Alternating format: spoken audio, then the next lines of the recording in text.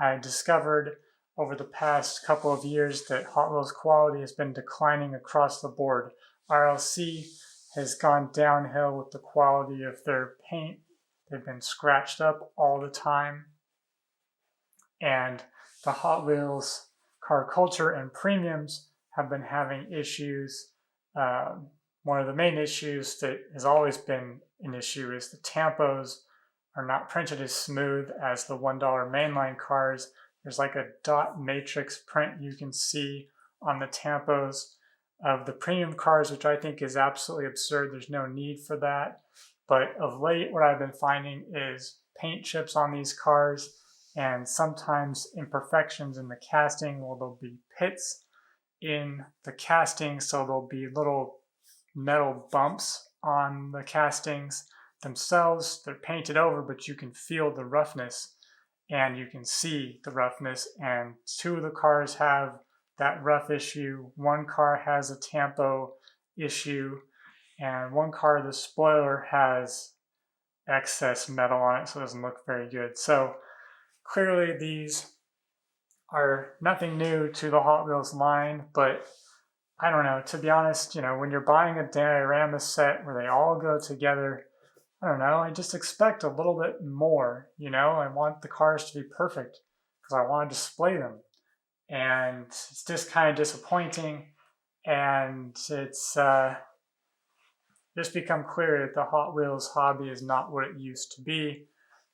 Back in the 90s, I'd get a car with, a chip extremely rarely. I mean, literally, maybe there was one chip on one car that I bought all throughout the 90s. And, maybe there was a casting error where there was no metal on a A-pillar. I had that once. Maybe there was a slight tampo misprint. That happened maybe 2 or 3 times. But nothing like this where literally every other car has a problem. When I go looking at car culture on the pegs, I have to hunt and look at all the cars to see which one doesn't have the imperfections on it. I've been doing that with mainlines as well, trying to find a car that doesn't have a chip in the paint because they use such thin paint. It's just really disappointing, and I think it's why a lot of collectors have shied away from Hot Wheels. They're going to more premium brands like Tarmac Works, for example. Take it with a grain of salt, but Hot Wheels isn't what it used to be. But like I said, I purchased this set because I'm a huge Honda fan, and I really wanted that S2000 and that EK9. Now for the elephant in the room.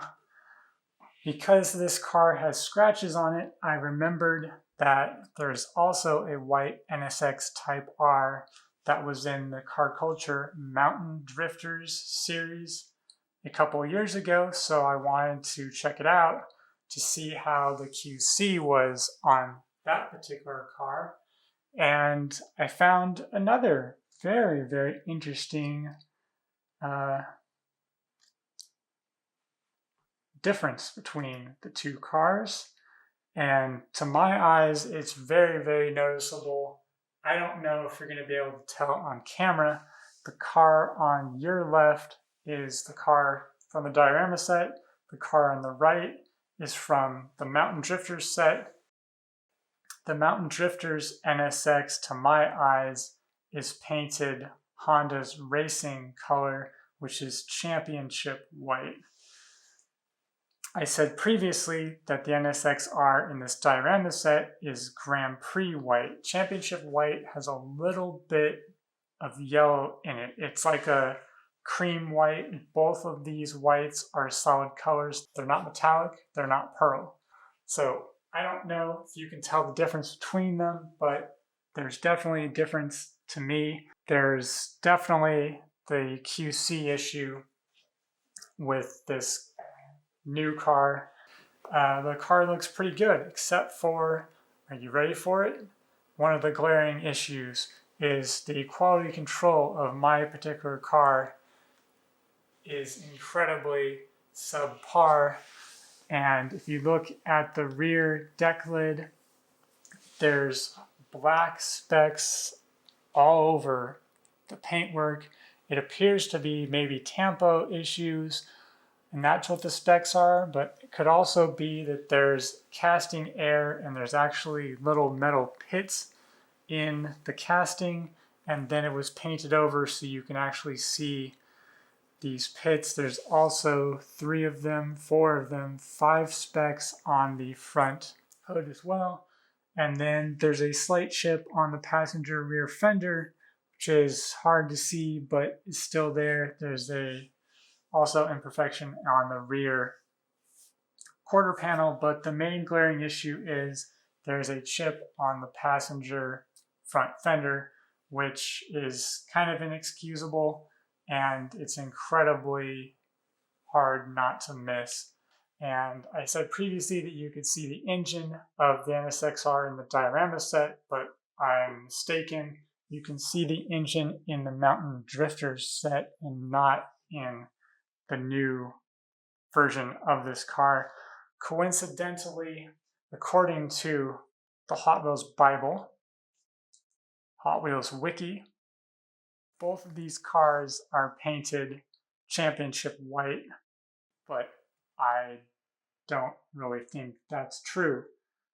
Because if you know your Honda colors, you know that the whiter white is Grand Prix white, the cream is championship white. Just something to note, if you have the Mountain Drifters set, check out the car, compare them. Let me know which one has better quality control. I'm kind of curious to see, do your cars have any quality control issues when you bought this set? I'm guessing not many people are going to open this Diorama set, which is a complete shame because the cars look really nice out of the package. But let me know, did you have any QC issues with any of the cars? Tampo errors, any metal casting errors? Let me know. I'm curious if I'm the only one. Thank you for watching my review of the Hot Wheels Premium Honda Diorama set. If you liked this video, you may also like to watch some of my other Hot Wheels videos. I have many other Hot Wheels car culture videos in my backlog, and I also have some RLC videos that you might be interested in. I hope you enjoyed this short presentation of what I think is one of the best sets from Hot Wheels in 2026. Have a nice day. Happy hunting.